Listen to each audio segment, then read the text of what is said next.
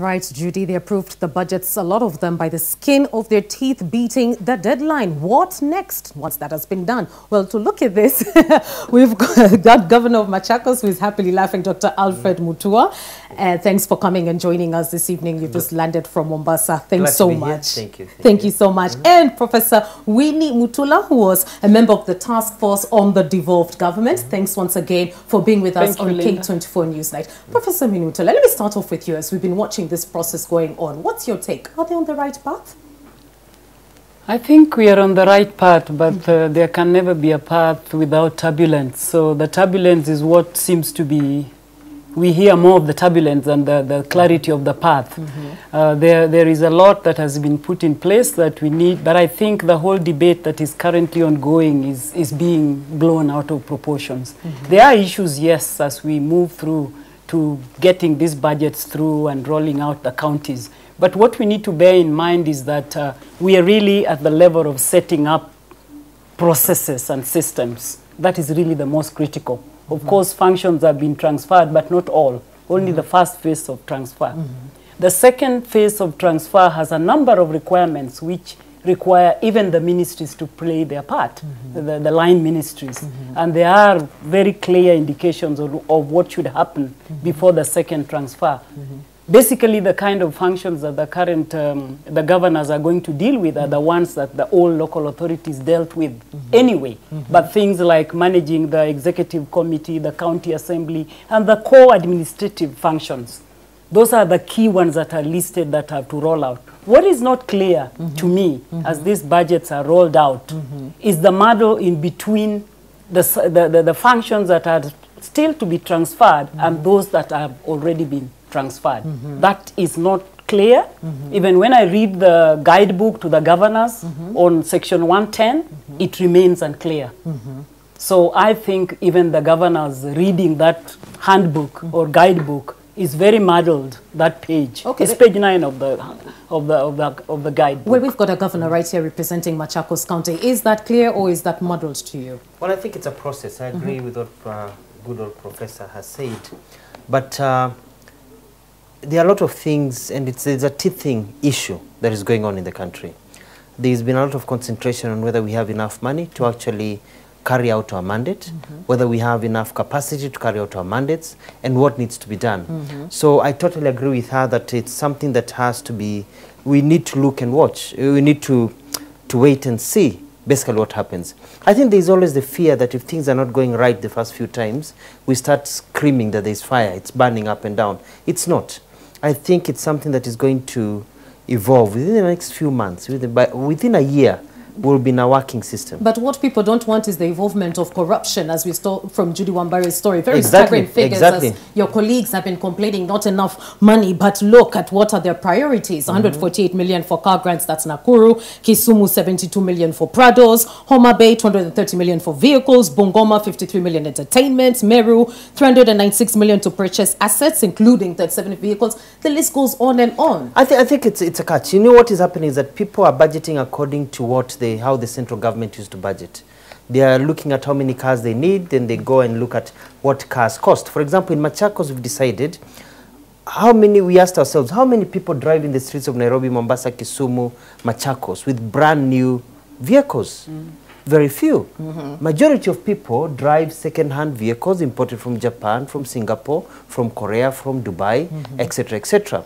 So we figured if one vehicle is about 6 to 7 million, maybe a new Passat, 5, 6, 7 million, whereas you can get second-hand, maybe a car that is 2 to 3 years old, that is being driven by everybody else in the country, for 1.5 to 2 million. So you get 3 or 4 cars for the price of one. And I think that's I think that's a mistake that has been done. So you look at these figures, you say, why are they spending so much money with vehicles? It's because they are buying showroom vehicles. Yes. They are buying, using taxpayers' money, a lot of vehicles. And I say, if my people of Machakos are driving on used cars that still can last for 5 years, why can't I, the governor, do the same?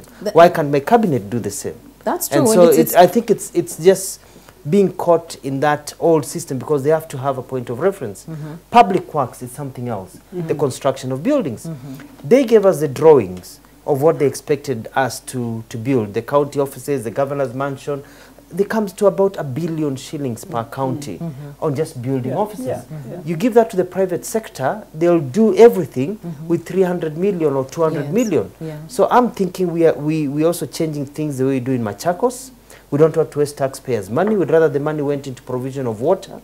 It went into provision of other things. It's good to see that you seem to have your priorities straight in your county, but unfortunately your fellow governors and looking at the budgets, it doesn't seem right. Let me just come to Professor quickly. Let me defend them. They're okay. They're okay. The governors are okay, but I think taxpayers' money. It's a system. It's a system that maybe they have adopted. I have to say that system of corruption has been adopted. I have an added advantage. Okay, Professor, let the professor come in. I don't think there is anything very unique with Machakos. Yes. And there is no need belaboring the uniqueness of Machakos. Each county is meant to set its path. Yes. And I think the public also need to know a few things. Like, for example, if the public hears that the governor's office is this amount, it's like an assumption of an individual house.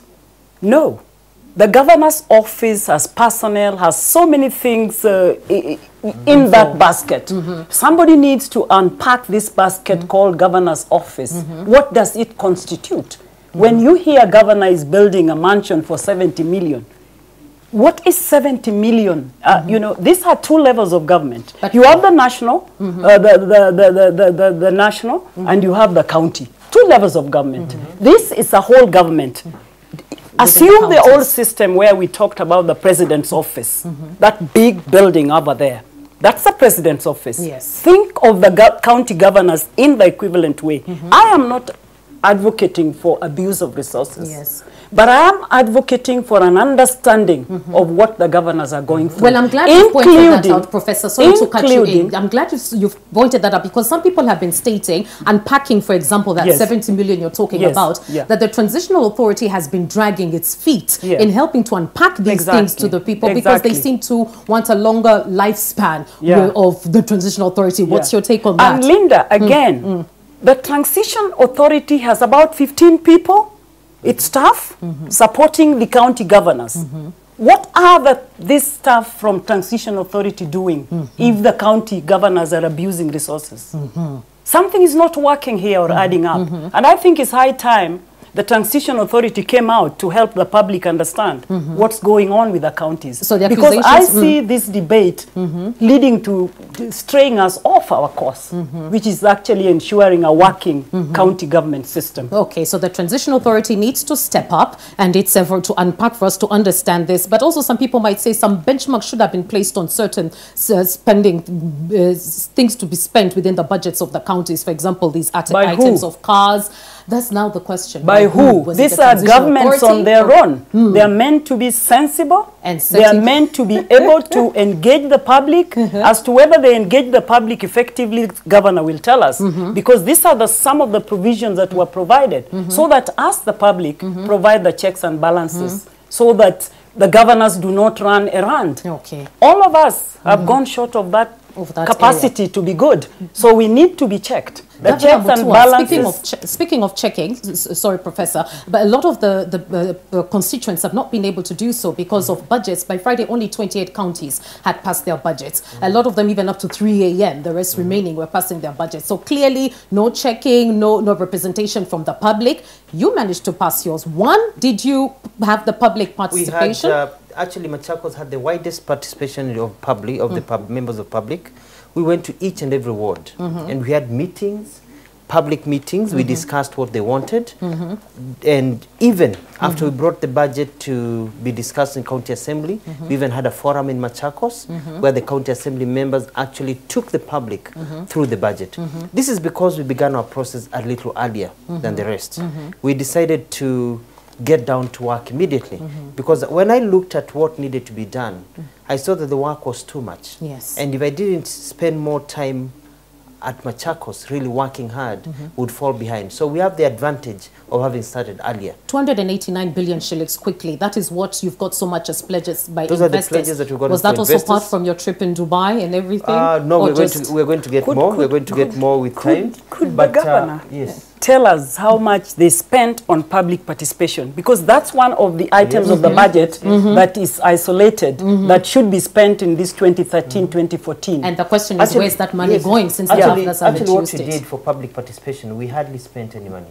You didn't? We hardly spent any money. We got our county representatives, we got my county executive, my ministers, my members of staff. We divided them among 40 counties. We went to the local community. We sent messages through the normal networks. We had people come and we spent days with them. We hardly spent money. We told them, we want to go and make for you a budget.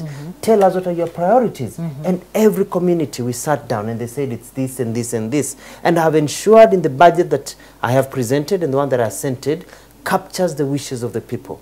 Because that is what real democracy is. It is a government by the people, for the people, of the people. And that is what that's what we've done. Well, Governor, quickly, the 289 billion shillings that are pledged by investors, was this incorporated in your budget? Were you assuming the money will come through, or this was just on the side? We've not counted that money yet. At all. So that's because that is money that is going to come in for investment. That is money that is going to generate wealth, generate employment, generate a new way of looking at things. Way of life. So we're looking forward, and Machakos welcomes all investors. If you have a good idea that others think is crazy somewhere else. Are you campaigning for that now? Come to Machakos. We'll hold your hand. Our motto is, we do not frustrate business, we facilitate business. Okay, now let's look at where a statement you made that everything is running smoothly, politically and economically, and also you took your people for a retreat, though it was not really that at the beginning. There are allegations out there that some governors have to you know, little money here and there getting from the county people, and they are very powerful people on the ground. What's your take? Oh, it's very, very sad, because I know... Is it yes or no that it's happening? It's happening, it's happening. It's happening where some county reps say, unless you pay me money, I'll not pass this. We've not faced that in Machakos. There's been attempts of that, but I've been very, very strict about it, because I've said you cannot bribe a county member, a county representative to do his job. If you don't want to vote... The other day I was very angry about something with some of them. And I told them, listen, this budget is not mine. It is not yours, it is for the people of Machakos.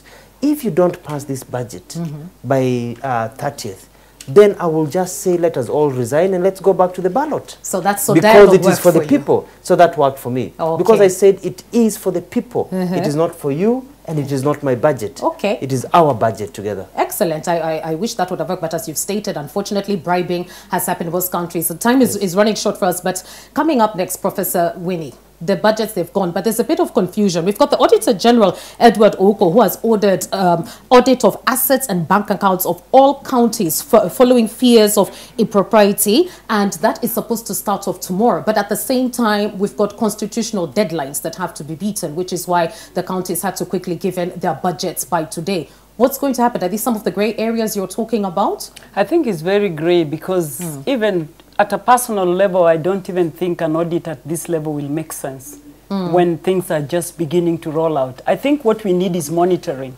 Monitoring, a lot of information so that we know what's going on, like Governor is talking, what he's talking here. We need to... The public needs to know what's going on. Each and every step the governor is making. If the governor plans to do a particular activity, let the public know. Let it be an open, transparent governance so that people are able to work with the governor. But auditing, you can audit later when money has already been abused. So it's a bit misplaced. But what we'd like him to do is an audit of the assets we had before we took over. Okay. Because the fear is that before March 4th, before we took over, a lot of assets were misappropriated. A lot of things were sold. Land was allocated to funny people. We'd like to recover all those assets. If I have graders that are missing all of a sudden, I'd like to get them back. Because my people of Syokimau, Katani, Mlolongo, my people all over the county need their roads to be made. So and you think those graders. So you think it's timely? So we need to find out what are we supposed to have inherited. Right. That was supposed to have been done by the transitional authority. Transition authority. Time is up. Unfortunately, so much more to discuss. You won't believe this. Over 15 minutes have already gone by. But from one thing I've gotten, lots of grey areas in the way forward in what we're going. The transition authority needs to stand up and do its job, from what I'm getting from this conversation, to uncap for us what all these budgets are. Congratulations on getting that. Thank you 289 billion in pledges. Hope it comes through. Good in county. Good luck and counting. And thank you for joining us. The Governor for Machakos County, Dr. Alfred Mutua, and Professor Winnie Mutula, who was a member of the task force on the devolved government and is currently the director at the Institute of Development Studies at the University of Nairobi. We will definitely be keeping tabs with you. Thank you for joining us. Thank you, Linda. K24 News Night.